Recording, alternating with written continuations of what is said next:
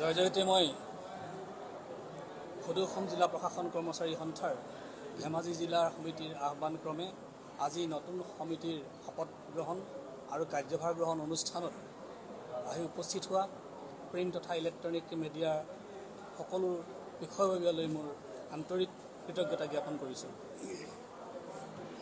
আশা কৰিছোঁ আপোনালোকৰ এই নিৰ্ভীক বাতৰিয়ে পুনৰবাৰ সদৌ অসম জিলা প্ৰশাসন কৰ্মচাৰী সন্থাৰ যি পুৰণি ডিমাণ্ড আছে সেই ডিমাণ্ডবিলাক ৰাইজৰ আগত পুনৰবাৰ আকৌ বহল দৃষ্টিৰে আপোনালোকে প্ৰকাশ কৰাৰ পাছত দেখিবলৈ পাব ৰাইজে। আৰু আপোনালোকৰ জৰিয়তে আমি পুনৰবাৰ অসম চৰকাৰক আমাৰ পুৰণি যি ডিমাণ্ড এই ডিমাণ্ডবিলাক চালি জাৰি চাই সদৌ অসম জিলা প্ৰশাসন কৰ্মচাৰীৰ অন্তৰ্গত আয়ুক্ত কাৰ্যালয়ৰ কৰ্মচাৰীসকলক প্ৰাপ্যৰ পৰা বঞ্চিত নকৰাকৈ সুফল প্ৰদান কৰিব বুলি আমি আশা কৰিলোঁ। সদৌ অসম জিলা প্ৰশাসন কৰ্মচাৰী সন্থাই 2016 চনৰ পৰাই অসম চৰকাৰক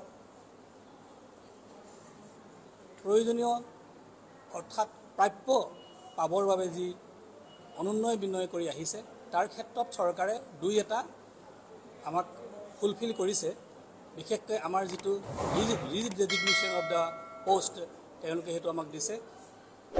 তাৰপিছত তেখেতলোকে ছুপাৰভাইজাৰী এছিষ্টেণ্টৰ কাৰণে সুকীয়া দৰমহা গাঁথনি আমি বিচাৰি আছিলোঁ। তেওঁলোকে এটা সামান্য পৰিমাণৰ আমাক এটা সুকীয়া দৰমহা গাঁথনি ক্ৰিয়েট কৰি এনহেঞ্চমেণ্ট কৰি দিছে, কিন্তু সেইটো এটা কণাসাহক পতান ধান দিয়াৰ দৰে তেনেই নগণ্য।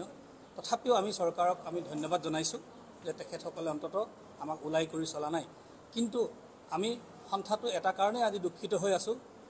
বাৰম্বাৰ অনুৰোধ বিনোধ কৰাৰ পাছতো চৰকাৰে আমাৰ যিটো enhancement of grade pay according to entry qualification to the post সেইটো তেখেতলোকে সদায় এভইড কৰি চলিছে।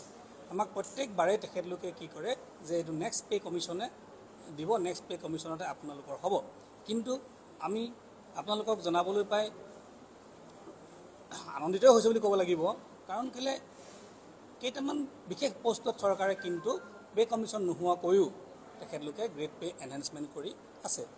উদাহৰণস্বৰূপে আমি BDOসকলৰ ক্ষেত্ৰত পালোঁ, তেখেতলোকৰ গ্ৰেড পে এনহেঞ্চ কৰি দিছে। গ্ৰেজুৱেট টিচাৰ বুলি তেওঁলোকে সৃষ্টি কৰি গ্ৰেজুৱেট স্কেল দিছে। ট্ৰেইন এণ্ড গ্ৰেজুৱেট টিচাৰৰ বেলেগ স্কেল দিছে আৰু আনট্ৰেইন টিচাৰৰ বেলেগ স্কেল দিছে। সেইবিলাক তেখেতলোকে কেবিনেটৰ জৰিয়তে এপ্ৰুভ কৰাই তেখেতলোকে দিয়াৰ ব্যৱস্থা কৰিছে। কিন্তু এখন জিলাৰ যিটো হৃদপিণ্ড স্বৰূপ সকলোবিলাক চৰকাৰৰ জনহিতৈষী আঁচনিবিলাক ৰূপায়ণৰ ক্ষেত্ৰত আয়ুক্ত কাৰ্যালয়ৰ কৰ্মচাৰীসকলে যি গুৰুত্বপূৰ্ণ ভূমিকা গ্ৰহণ কৰে সেই দৃষ্টিভংগীৰে আজিলৈকে চৰকাৰে আমাৰ কাৰ্যালয়ৰ কৰ্মচাৰীসকলক চোৱা নাই। সেইকাৰণে তেখেতসকলে প্ৰত্যেকবাৰতে আমাৰ গ্ৰেড পে যিটো এণ্ট্ৰি কোৱালিফিকেশ্যন অনুসৰি গ্ৰেজুৱেট স্কেলৰ পৰা আৰম্ভ কৰিব লাগে সেইটো তেখেতলোকে সদায় ওলাই কৰি চলিছে। সেইকাৰণে আমি আপোনালোকৰ জৰিয়তে আমি অসম চৰকাৰক অনুৰোধ জনাইছোঁ, সংশ্লিষ্ট বিভাগ, সাধাৰণ প্ৰশাসন বিভাগ, বিত্ত বিভাগ, মাননীয় মুখ্য সচিব মহোদয়কো আমি অনুৰোধ জনাইছোঁ যাতে আয়ুক্ত কাৰ্যালয়ৰ কৰ্মচাৰীসকলক তেখেতলোকৰ কোৱালিফিকেশ্যন অনুসৰি এণ্ট্ৰি কোৱালিফিকেশ্যন অনুসৰি গ্ৰেড পে দিয়াৰ ব্যৱস্থা কৰক। আমি সন্থাটোৱে কোনোদিন এটা অন্যায় বস্তু আমি গভৰ্ণমেণ্টৰ পৰা বিচৰা নাই। আমি যিটো প্ৰাপ্য আমি সেইটোহে বিচাৰিছোঁ। গতিকে আজি এই সভাত আমি তাৰ বিষয়ে আমি আলোচনা কৰিলোঁ।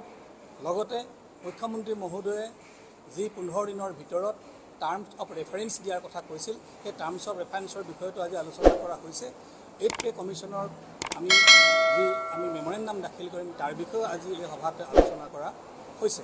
গতিকে আমি আশা ৰাখিছোঁ আগন্তুক দিনত আয়ুক্ত কাৰ্যালয়ৰ কৰ্মচাৰীসকলে প্ৰাপ্যৰ পৰা বঞ্চিত নোহোৱাকৈ চৰকাৰৰ পৰা সুদৃষ্টি পোৱাৰ আশা আমি আজি কৰিছোঁ। মাননীয় মুখ্যমন্ত্ৰী মহোদয়কো আমি অনুৰোধ জনাব বিচাৰিছোঁ আপোনালোকৰ জৰিয়তে অতি শীঘ্ৰেই যাতে আয়ুক্ত কাৰ্যালয়ৰ কৰ্মচাৰীসকলৰ যিটো দৰমহাৰ সমস্যা সেই দৰমহা সমস্যাটো সমাধান কৰি 8700ৰ পৰা যিটো জুনিয়ৰ এডমিনিষ্ট্ৰেটিভ এছিষ্টেণ্ট তেখেতলোকক 8700 পৰা আৰম্ভ কৰি পৰ্যায়ক্ৰমে senior administrative assistant, supervisory assistant, district administrative head assistant, administrative officer আৰু ৰাজস্ব স্তৰৰ পোষ্টটোৰ যি পৰ্যায়ক্ৰমে যিটো দৰমহাৰ যিটো গাঁথনি সেইটো এনহেঞ্চ কৰিব বুলি আমি আশা কৰিলোঁ আৰু চৰকাৰক আমি দাবী জনালোঁ। হয়, অসমৰ একমাত্ৰ কৰ্মচাৰী সংগঠন যিয়ে চৰকাৰৰ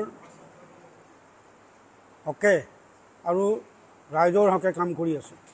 সকলো অনুষ্ঠান প্ৰতিষ্ঠানৰ বাদেও দিছপুৰৰ পিছতেই জিলা আয়ুক্ত কাৰ্যালয়ৰ কৰ্মচাৰীসকল অসম চৰকাৰৰ হৃদপিণ্ডস্বৰূপ।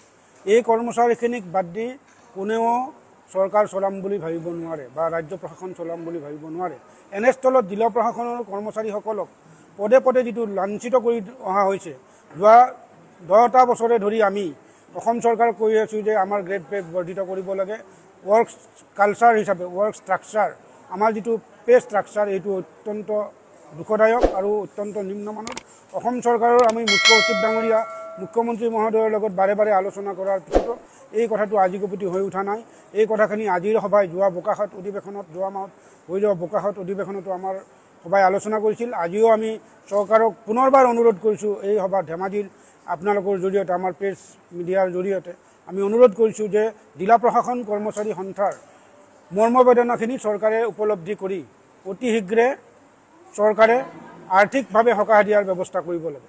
দ্বিতীয়তে, অসম চৰকাৰে যোৱা বছৰৰ 5 অক্টোবৰৰ পৰা সমজিলা গঠন কৰিছে। এই সমজিলা গঠন কৰাৰ আগতো চৰকাৰে জিলা গঠন কৰে, মহকুমা গঠন কৰে, চক্ৰ বিষয়াৰ কাৰ্যালয় বা চক্ৰ গঠন কৰে, কিন্তু তাত যিখিনি পৰ্যাপ্ত পৰিমাণৰ কৰ্মচাৰী দিব লাগে সেইটো কিন্তু চৰকাৰে আজিলৈকে নকৰে। আমি অসম চৰকাৰৰ মাননীয় মুখ্য সচিব ডাঙৰীয়াৰ লগত 3বাৰকৈ আলোচনা কৰাৰ পিছতো, অসম চৰকাৰৰ সাধাৰণ প্ৰশাসন বিভাগৰ মুৰব্বীৰ লগত আলোচনা কৰাৰ পিছতো আৰু শেহতীয়াকৈ যোৱা জুন মাহত মুখ্যমন্ত্ৰী মহোদয়কো আমি চিঠিৰে তেখেতৰ লগত আমি আলোচনা কৰিছোঁ যে চৰকাৰে যিখিনি ঘোষণা কৰিছে যে সমজিলা আয়ুক্ত কাৰ্যালয়ত হেড এছিষ্টেণ্ট দিব লাগে, এই কথাটো কিন্তু তেওঁলোকে আজিলৈকে ক্ৰিয়েট নকৰিলে। হেড এছিষ্টেণ্টটো দিব, তেওঁলোকে কৈছে অধিৱেশনত আছে, কিন্তু কোনো এটা সমজিলাত আজিলৈকে হেড এছিষ্টেণ্টটো নিদিলে। যাৰ পিছত আৰু এটা অন্য কথা আছে, 2019 চনতে তেতিয়াৰ বিত্তমন্ত্ৰী, আজিৰ মুখ্যমন্ত্ৰী মহোদয়ে জিলা আয়ুক্ত কাৰ্যালয়ৰ কৰ্মচাৰীসকলৰ কৰ্মৰ প্ৰতি লক্ষ্য ৰাখি 3টা পোষ্ট তেখেতে ক্ৰিয়েট কৰিব দিছিলে।